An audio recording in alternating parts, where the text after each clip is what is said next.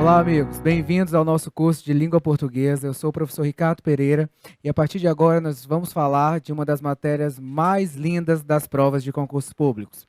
O nosso curso será dividido em 3 grandes partes. Primeiramente, nós vamos falar sobre a nova ortografia, vamos falar sobre as mudanças que houve no emprego do hífen, na acentuação gráfica. Em seguida, nós vamos para a parte principal da morfologia, que são as classes gramaticais. Vamos estudar as classes gramaticais, cada uma delas, e ver a importância que elas possuem para o entendimento da sintaxe, que é a nossa terceira parte. Na sintaxe, nós vamos falar sobre a análise sintática do período simples, vamos ver todos os termos da oração, vamos falar sobre a análise sintática do período composto, vamos estudar as orações, e em seguida todas as matérias relacionadas a elas, como pontuação, crase, regência, concordância, emprego de pronome, colocação pronominal e coesão textual. Então, vocês já viram que há muita coisa linda pela frente e, a partir de agora, sejam bem-vindos, então, à nova ortografia, que não é tão nova assim. A gente já sabe que em 2019 a nova ortografia fará 10 anos, mas muita gente ainda não se adequou a ela. Pois bem, gente, para falar sobre a primeira base da nova ortografia, que é a acentuação gráfica, nós precisamos primeiramente falar um pouquinho sobre fonologia. Vamos falar então sobre noções de fonologia. E aí você me pergunta, Ricardo, o que é fonologia? Bom, fonologia é a parte da gramática que estuda os fonemas. E o fonema nada mais é do que um som. Os fonemas são especificamente a menor unidade de som de uma língua. E em português, esses fonemas recebem um nome, ou melhor, eles recebem 3 nomes. Os fonemas são considerados como vogal, semivogal e consoante. Aí você deve estar pensando assim, bom, mas eu já vi esses nomes antes. Exatamente, muitos de nós, quase todos de nós, conhecem as vogais e as consoantes, mas nem todo mundo conhece as semivogais. E é basicamente por causa delas que nós estamos falando dessa matéria, que é fonologia, que vai servir para a gente de base para o entendimento da acentuação gráfica. Então, a partir de agora, nós vamos ver um pouquinho, vamos falar resumidamente, né, o mais importante sobre a vogal, sobre a semivogal e sobre a consoante. Então, venham comigo. Vogal. O que é uma vogal, gente? A gente não está falando que fonema é som, então todo o critério de classificação, tanto da vogal, quanto da semivogal, quanto da consoante, leva em consideração o som. Então, para a gramática, vogal é todo som que passa pela boca sem obstrução da corrente de ar. E aí nós temos basicamente 12 sons. Por isso que em português nós temos 12 vogais. Você vai dizer assim, sério? Para mim só havia 5. Exatamente.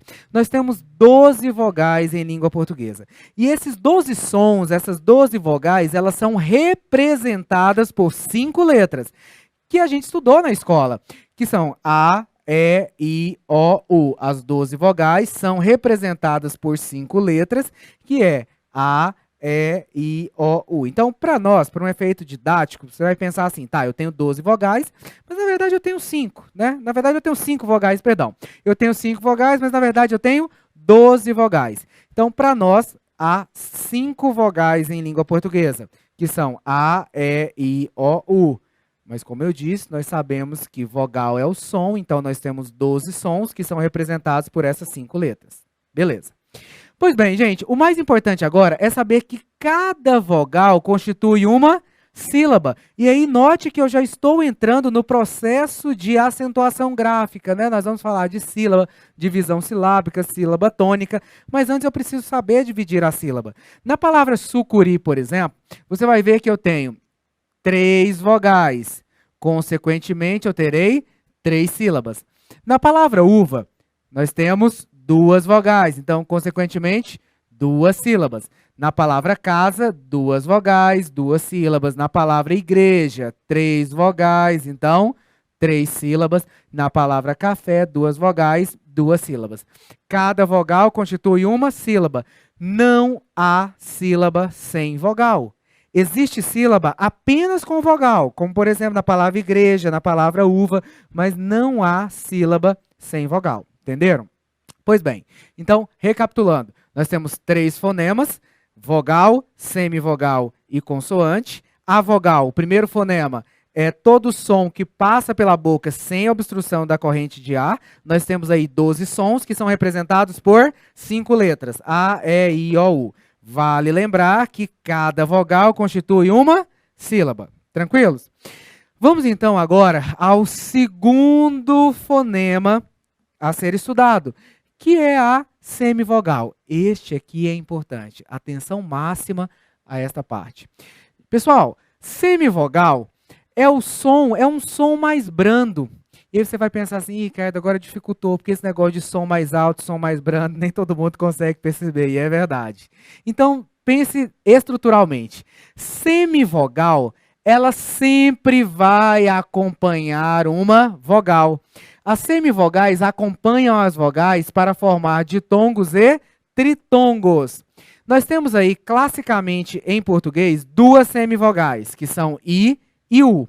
Mas vale lembrar que, para ser semivogal, esse I e esse U, eles devem necessariamente o quê? Acompanhar as vogais. Por exemplo, vamos voltar aqui rapidamente. Na palavra uva, por que esse U não é semivogal? Porque ele não está acompanhando uma vogal. Simples assim. Diferentemente do que acontece na palavra louca. Repare que o O vai ser vogal, que está ao lado da consoante. O A vai ser vogal. Este U está ou não está ao lado de uma vogal? Então, este U vai ser chamado de semivogal. E aí, sim, nós temos na palavra louca duas vogais. Logicamente, nós temos duas sílabas. Então, como é que se divide a palavra louca? Louca. Na palavra ideia, você tem a mesma estrutura. Este I é uma vogal. Este E é uma vogal. Este I, semivogal. E este A vai ser uma vogal. Você vai pensar assim, Ricardo, por que eu não tenho tritongo aqui? Porque o A jamais será semivogal. O A, pessoal, sempre vai ser uma vogal. Então, vamos lá.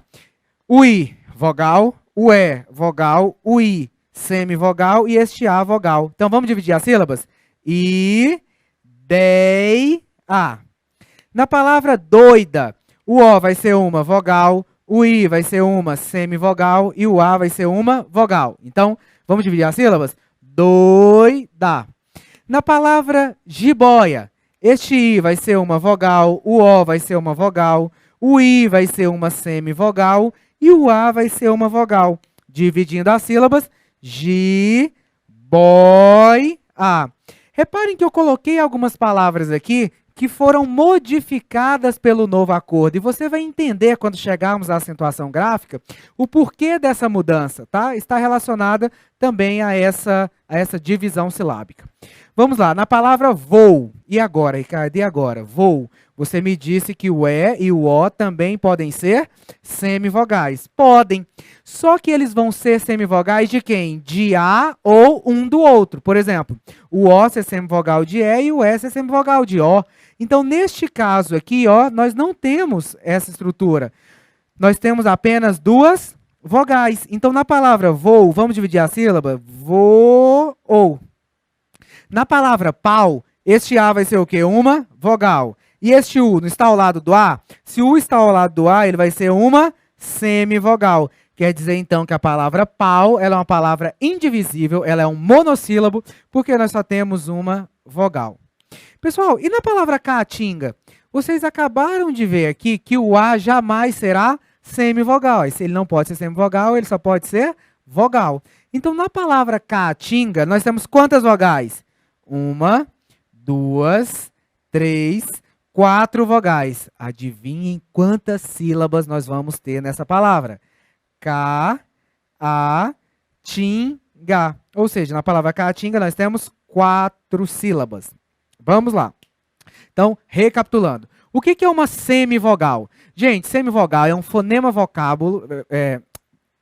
um fonema vocálico que vai acompanhar as vogais. Quais são esses fonemas? I e U especificamente. Quando I e U estiverem ao lado de vogais, eles vão ser considerados semivogais. O E e o O podem ser semivogais? Podem, mas eles vão ser semivogais quando eles estiverem ao lado de A, como por exemplo, notem esta palavra, coração, coração. O O vai ser o quê? Vogal. E o A, vogal. E o A, vogal. Este O está ou não está ao lado do A? Então ele vai ser uma semivogal. Dividindo as sílabas, coração. 3 sílabas. Então o E e o O, eles podem ser semivogais quando eles estiverem ao lado de A, ou então quando eles estiverem ao lado um do outro. Por exemplo, na palavra óleo.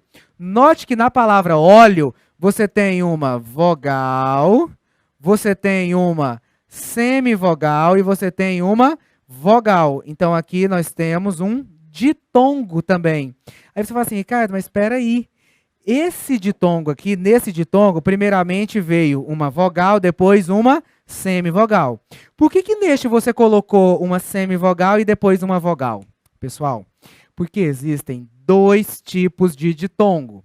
Eu tenho um ditongo chamado de ditongo crescente, que é quando a semivogal ela vem primeiramente e depois vem a vogal. O som ele é mais baixo, então óleo. Note que quase você não pronuncia o E.